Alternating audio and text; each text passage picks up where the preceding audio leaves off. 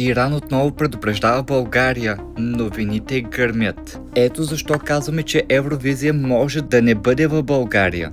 Опитвам се да мисля логично. Като човек, който дълги години следи геополитиката в света, аз не намирам логика Радев да одобри това, което се случва, да има самолети военни, американски в България, цистерни да има за тях. 2 от цистерните са пристигнали от общо 8, т.е. чакаме още 6. А докато те пристигнат, още колко ще бъде напрегната ситуацията. По новините това ли ще гледаме? Напрежението на хората расте в безмер, не знам какво става. А тези цистерни там за какво ли ще се ползват? Едва ли ще се раздават на българите? Иран много добре знае за какво се прави това, нали?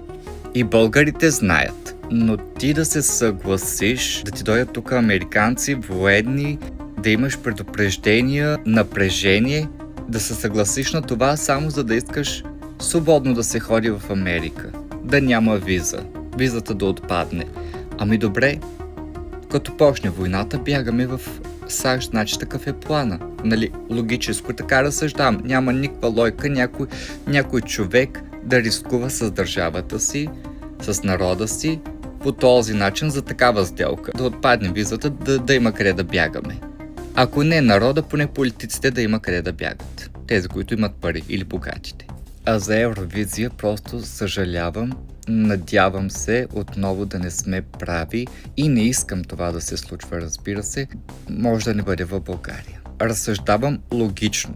Напрежението расте, чакаме още цистерни, още военни, още самолети сигурно. Преговори нямало между САЩ и Иран, значи аз така свързвам точките. Ако продължава по този начин, забравете за Евровизия. Това ви е най-малкият проблем. Забравете за купони, забравете за паради, забравете за, може би, училище, може би работа, магазини. Ще започне един друг живот за хората в България. Но за мене това решение е малоумно.